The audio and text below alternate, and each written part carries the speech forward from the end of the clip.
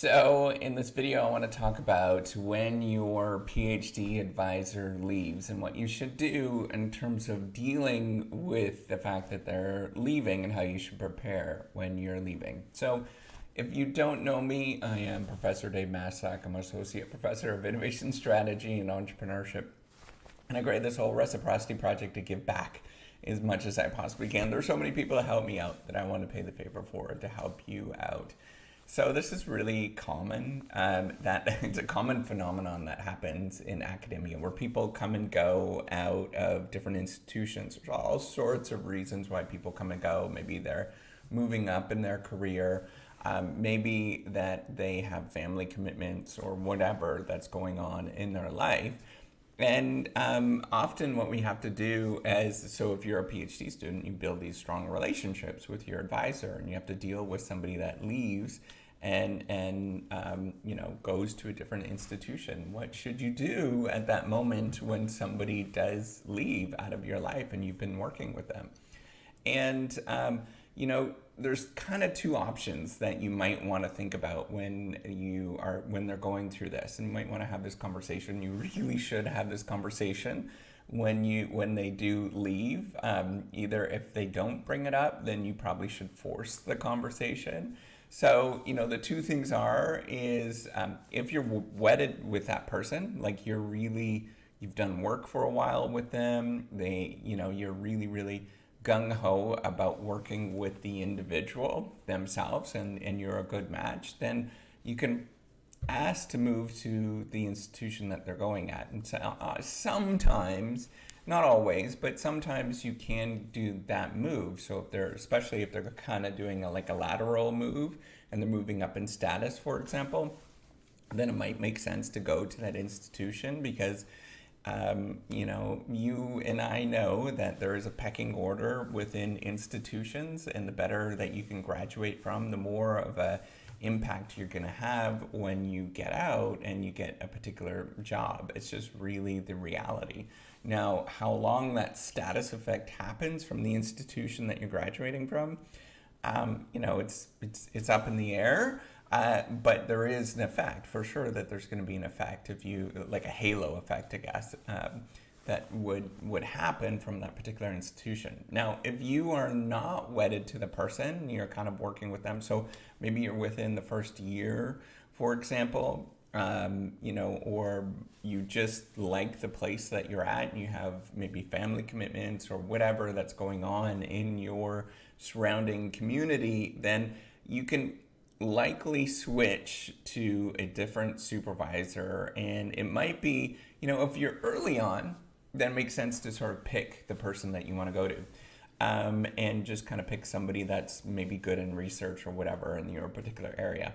But if you are really late on, you're really late in the process, maybe you're in your fourth year or you're just about ready to graduate in a year or two, then you probably should ask to see if you could just move to the, have the chair of the department or somebody like a figurehead be the person that's leading your dissertation and being your official advisor, but then ask to see if you could still work with that other person.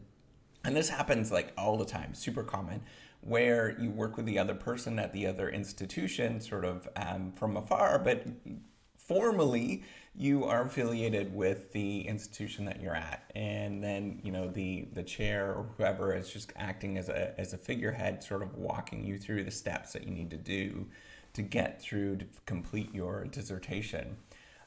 This is a really common setup, and it does work for a lot of people, but just don't expect the figurehead that you have, whoever it is going to push you in any sort of way. That's not what their job is going to be.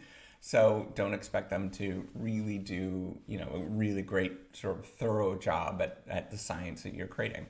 So when this happens, what you should probably stop and think about is, there's two sort of really important things that you're probably getting from this. Is you should stop and think about the institution that you're currently at and where they're going, and think about the status of the institution. It makes such a difference if you graduate from a higher status institution. Now, if it's kind of like a lateral move, like they're basically within the same decile, I guess, of institutions that you think about like totally lateral moves, then don't worry about it. It's not gonna, it's not an important factor. But if they're moving to a super high status institution, it makes all the difference in the world once you get out and you do, you need a job. There's going to be just a lot more job opportunities there. It's going to help you out a lot.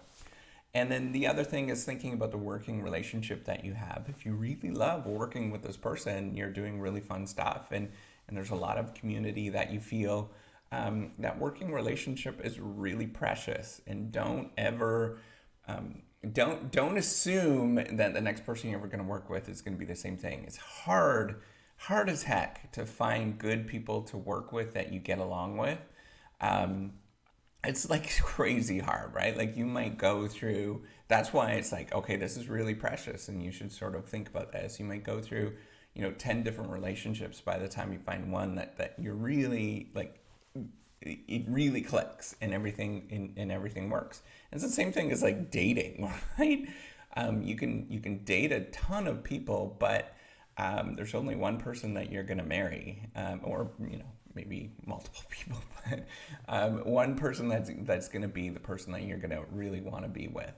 And that happens. And if that happens, then you should really take that thoroughly and sort of make sure that you emphasize that. So with that, give me a thumbs up if you like this video. Do subscribe to the YouTube channel. Take care and have a wonderful day.